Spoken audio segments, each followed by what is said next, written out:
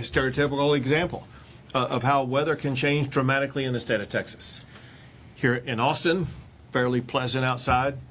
In parts of the Rio Grande Valley, it may even get up to in the 80s later on today. So many regions of the state seem like the weather's just fine. If people are not paying attention to it, they're going to be shocked by what's going to happen over the next few hours and the next few days. In the next few hours for the remainder of today and into tomorrow, we actually are dealing with fire-based concerns out in the West Texas region, ranging from El Paso over to Pecos, Texas. It's an element that Texas emergency responders are making sure that they're going to be able to monitor, contain, provide the resources, whatever is needed. And then after that, there's going to be a storm coming in that will bring a lot of heavy rain to East Texas and especially Southeast Texas, where we are monitoring for potential flooding situations in those areas. And then is going to come what will likely be the coldest weather event of the year. And actually in some places in the state of Texas, it may be the coldest event ever marked in history in the state of Texas. Once again, extreme cold in North and Northwest Texas should begin on Tuesday morning. At that time, some wind chills may be as low as 0 or even -0. After that, going into Wednesday and Thursday, there will be widespread freezing across almost the entire state of Texas, and even temperatures down to near 0 degrees, with wind chill factors being below 0 degrees. The key point is going to be this, and that is when temperatures get that cold, lives are at risk. People need to be very cautious here in the coming days as the temperatures plummet to make sure that you take care of yourself. Temperatures are going to be colder than what most Texans have experienced.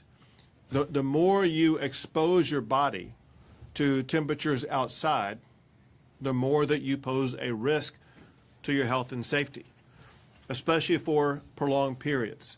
So just be very watchful and cautious about your exposure to ultra cold temperatures.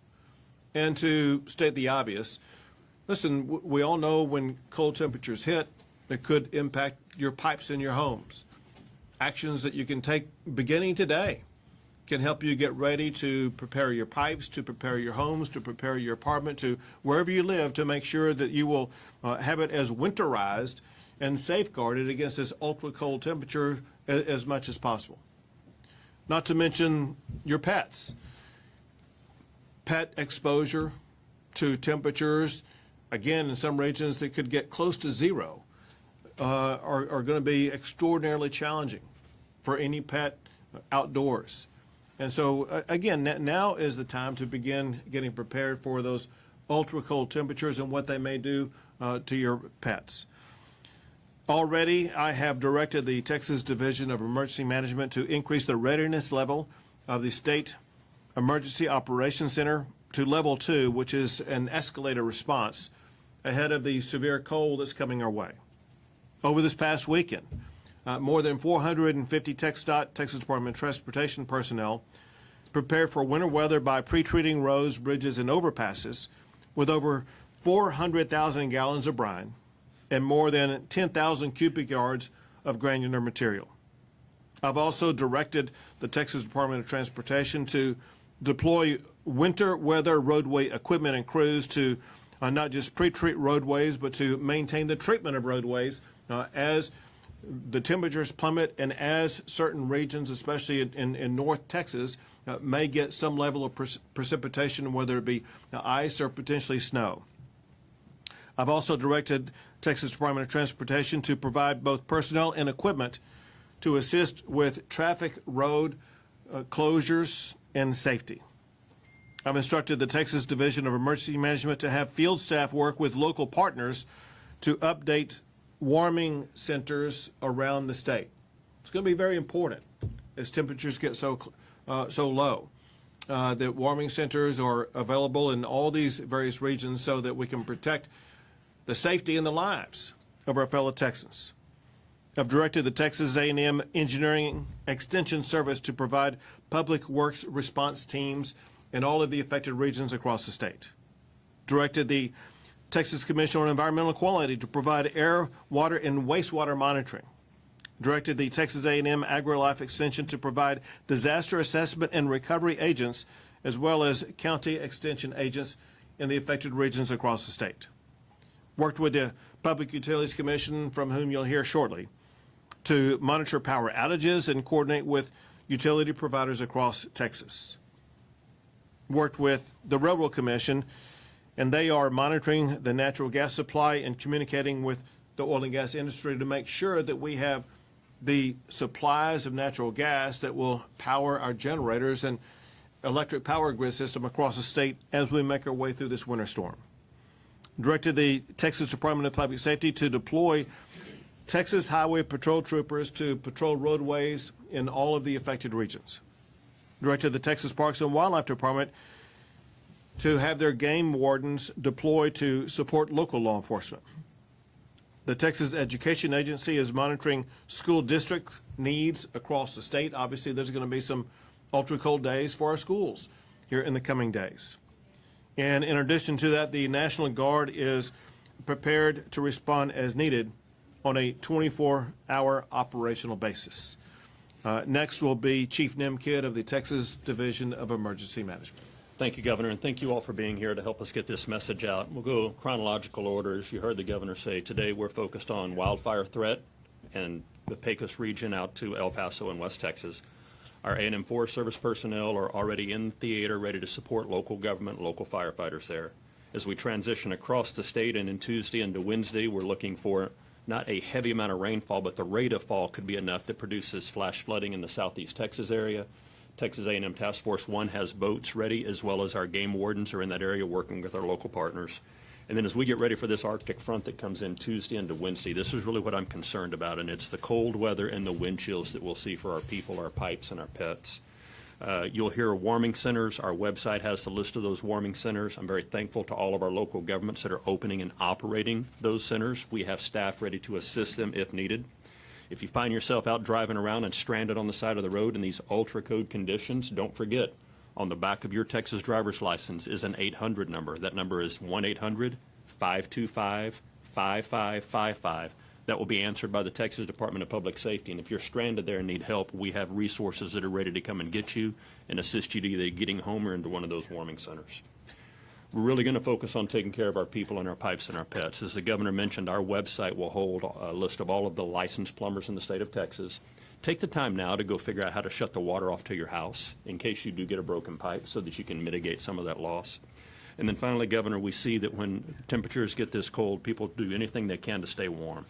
Don't forget, carbon monoxide is a silent killer. It is odorless and colorless and tasteless. Do not burn wood-burning appliances that are not approved for use inside your home. Be sure if you have generators running or you're going to use heaters that are fuel burning, make sure that you keep those outside or good ventilation. Thank you, Governor. Thank you. Now, Pablo Vegas, the CEO of ERCOT. Thank you, Governor. So right now we are in planning and preparation mode. We work very closely with the Texas Energy Reliability Council. We work closely with the Public Utility Commission as well as with TDEM. And of course, we're coordinating every day with the power generators and the transmission service providers across the state to make sure everybody is prepared, has the resources that they need, and are going to be able to make it through this cold event reliably. We expect to have adequate supply to meet demand during this cold weather event. I want to remind folks that some of the most impactful changes we've made over the last few years, like weatherization, continue to be a highly effective tool that we see great results from. Just this year, we've already done over 300 inspections of supply resources, power generators, more than 150 in our transmission service space, and we're going to continue to do more this February and finish up this winter. In addition, we also have some new reliability tools that we've been able to leverage over the last couple of years that are extremely helpful. Things like a firm fuel supply, where there's over 4,000 megawatts of power generators out there that have backup fuel supply in case there were to be any issues or disruption in the gas supply system. So we have those reserves available to us as well. And I'd like to remind folks that we continue to see rapid growth of power generation on the ERCOT grid. Just since last March, since last winter, we've added over 13,500 megawatts of new supply onto the grid. That supply is going to continue to be helpful as we get through these cold events. A lot of it is solar and batteries, both of which are going to help us as the sun comes up on the cold day. The batteries helping us as we bridge in the morning. That's what helps us keep that reliability expectation high as we get through this event. So thank you for that. And if there's any questions about outages, they're generally likely going to be local in nature. The Public Utility Commission website has great resources where you can go to if you are experiencing an outage to understand what the restoration times will be from your local utilities. Thank you, Governor. Thank you very much. Now, Thomas Gleason, the chair of the Public Utilities Commission. Thank you, Governor Abbott. So as the governor said, the PUC, we've been in constant communication with the state's generators and transmission distribution utilities. I can report that no one has expressed any concerns about the winter cold. The generators have all confirmed that they have adequate supply of fuel. The transmission distribution utilities have cut back thousands of miles of vegetation to mitigate the impact of any falling trees or any ice if that were to occur. As always, if there is an outage that you experience, it is local in nature. Please contact your transmission distribution utility. Also, if you ever encounter a down power line, please contact your local transmission distribution utility. That information can be found at the PUC website at puc.texas.gov/storm. That's our storm resources page. There's also other pertinent information on that page as well to help get you through any type of cold weather event. Thank you, Governor. Thank you very much. And now, Mark Williams with the Texas Department of Transportation. Thank you, Governor. So the Texas Department of Transportation has been in a state of preparation and readiness for the conditions that the governor spoke about earlier. Fire danger out west, flash flooding risks in southeast Texas, extreme cold over a large portion of the state, and even chances of wintry precipitation and icing primarily across the north part of the state. So our message to motorists is this. Take precautions and closely monitor the conditions in the areas that you are at. Depending upon that area, motorists should be aware of the extreme cold risk that's out there, freezing precipitation, flash flooding, and the fire risks that I spoke of. Drive to conditions or avoid travel if possible, as those conditions may pose a danger to travel. Slow down, avoid high water in those areas that may be impacted by flash flooding, and also be aware of the risk that you can pose for fire dangers as a motorist, that you may be out traveling if you might park in high grass, dry vegetation. We've got a lot of that out there right now on our roadsides, discarding cigarettes or dragging chains if you may be pulling a trailer. Those can all pose risks to create fire conditions. So appreciate the opportunity. Also, a reminder for motorists is to be aware of drivetexas.com as the site for finding information on roadway conditions around the state. Thank you very much. To close this, listen, we are aware that when Texas gets ultra cold temperatures, maybe even record-breaking cold temperatures, a lot of Texans are concerned, will the power grid hold up? And as you've heard here today, the fact of the matter is that the power grid has never been stronger than it is now. The power grid is more prepared, more stable, and more resilient than it's ever been. There's every reason to be 100% confident that the power grid is going to be able to withstand this challenge. The power grid that we have today is completely different than it was 4 years ago, both with regard to the amount of power that it has, with regard to the winterization that it has, with regard to the pipeline of natural gas to get to the power generators. And even if the power generators are unable to get that, they have power storage on site to make sure that the power is going to stay on. The bottom line is that the power grid, because of the almost 20 laws that I've signed, has never been more prepared for a winter storm like this. Happy to take a few questions. The chairman of the ERCOT there, you had mentioned the increased megawatts. I wonder if you could put that in terms of household number that could be powered? And also, can you compare that with the growth of the state since 2001? Are we ahead or are we about even? No, we're definitely have added more supply since 2021 than we've seen in load growth since 2021. And each megawatt can power about 250 homes in Texas. So you can do the math, 13,500 megawatts times 250 homes. It's several million homes that can be powered by this incremental supply. Governor, Go ahead. you and Chief Kidd kind of touched on this. I can't remember in recent history that the state has had to juggle this many different issues changing so fast. Can you remember in regards to that? And are you confident that the teams out there on the roads right now can handle this juggling? Because this is going to change fast. Because of the size of Texas, and you know, the Panhandle to Brownsville, from Texarkana all the way over to El Paso, there are almost always a lot of conflicting weather events across the entire state of Texas. Yes, we've been able to deal with massive flooding and fires on the same day, tornadoes in some areas and in cold regions in other areas. Again, just because of the sheer size of our state, it's not uncommon for us to be able to deal with multiple weather events at any one particular time. That's why, and I cannot emphasize this enough, Texas has the #1 Division of Emergency Management and the Chief Kidd of any state in the United States of America. We have better leaders in all of these positions than any other state that are experienced at dealing with these multifaceted weather events, and they will be able to work us through this weather event successfully, just like they have hundreds of other times. With that said, it seems like that you're worried that people are being lulled into a false sense of security. Well, listen, when you are driving around today in most of the state of Texas, the sun is shining, the weather seems fine. People may not be watching your newscasts and see what the weather forecast looks like for the rest of the week.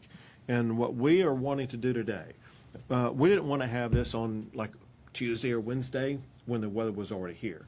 Now, we wanted to make sure that Texans had a 24-hour, 36-hour warning in advance about what is coming, the severity of what is coming, and what they can begin to do right now to get prepared for this, and just understand that it's going to be a few days of ultra-cold weather, and to do the best they can not to expose themselves or their pets or their family members to the ultra-cold weather. Governor, along those same lines, Texans still have vivid memories of Winter Storm Uri. Would you compare this coming event to that one, especially with these other disasters attached, fires, flooding? So listen, the cold in some areas may be even colder than it was 4 years ago. There is a difference between this week and what happened 4 years ago in several ways. One is for several days, almost an entire week, the entire state of Texas was at or below freezing. That's not going to be the case here, so it's not going to be as severe in so many different regions. There may be a time period where in the Rio Grande Valley it may get to freezing or close to freezing, but it's not going to be like it was then. Second, going back to 4 years ago, there was a prolonged period of cloud coverage that denied the capability of all the different resources that provide power input to our power grid. And that's not going to be the case this time. And so not only are we better prepared to withstand what would have happened 4 years ago, but the conditions this time will not be quite as severe as they were last time, even though the temperatures may be lower. Governor, what conditions are there here in Central Texas, and what concerns are there? So I may have you answer that, because listen, it's going to get cold in Central Texas. There's a map right behind you that shows where the precipitation is, and in Central Texas, depending on how you define Central Texas, let's say the Austin region with a 100-mile radius, there is highly unlikely there's going to be any precipitation. But I'll have Chief Kidd give you a more detailed explanation of what people in Central Texas should expect concerning temperatures. Yeah, thank you, Governor, and great question. West Texas fires, North Texas a lot of cold, Southeast Texas a lot of flooding. Lower Rio Grande Valley could be nice and warm. Right here through this area is where people or probably will be lulled into the biggest false sense of security. You know, you miss the forecast by 50 or 100 miles.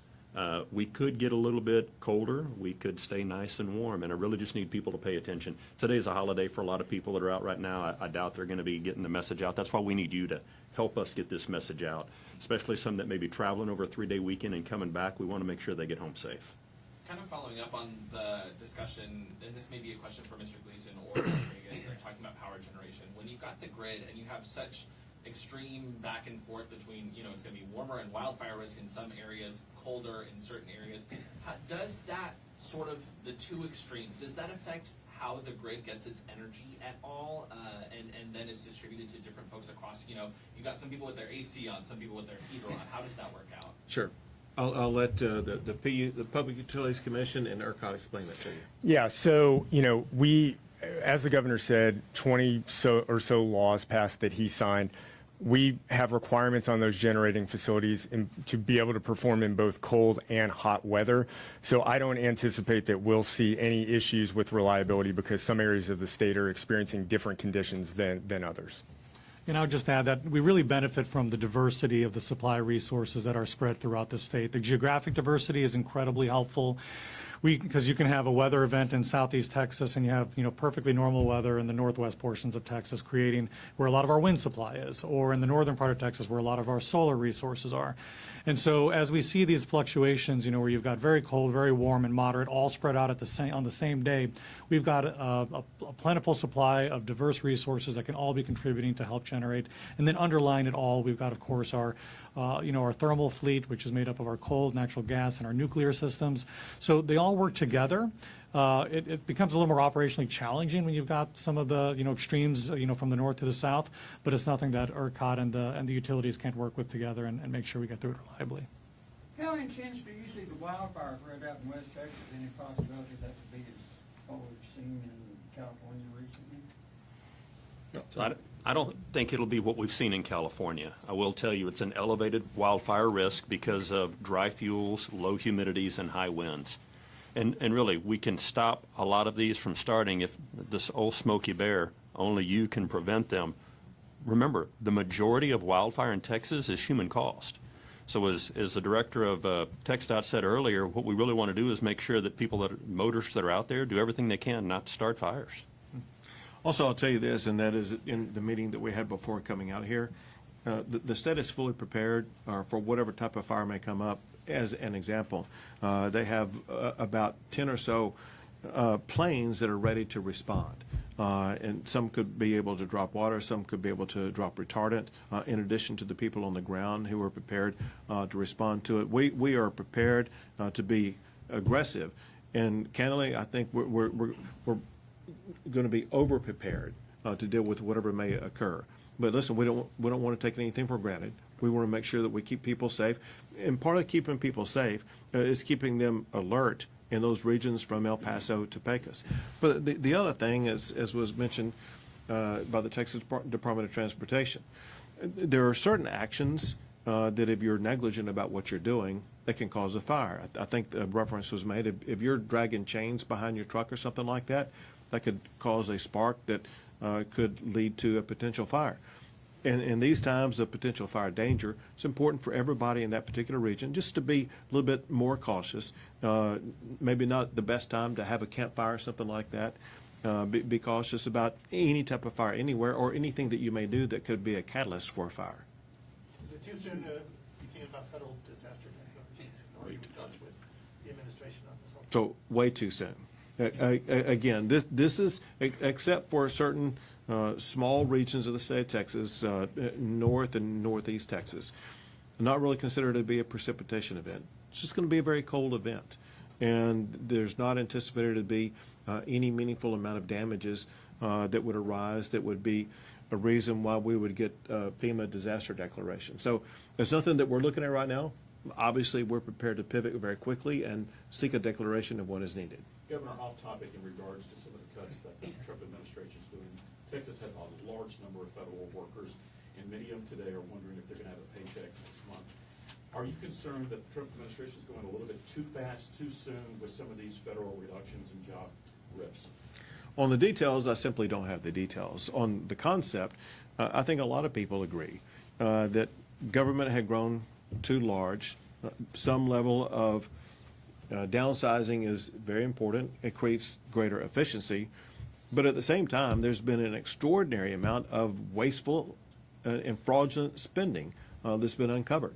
Those are taxpayer dollars, and those taxpayer dollars have to be guarded very tightly to make sure that if a taxpayer gives money to the federal government, it's not going to be wasted on providing benefits to people who are dead, providing to these outrageous causes across the entire globe. And so as the Trump administration has stepped into this, they are realizing that the magnitude of the way that money has been wasted or spent fraudulently or whatever the case may be.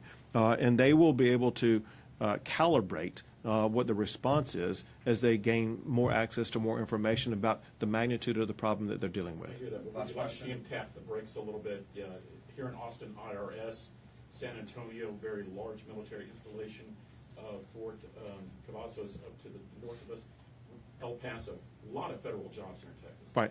And again, I don't know the details about all that. You'll need to direct your question to the Trump administration. Thanks, guys. No, we're done. Thanks, guys.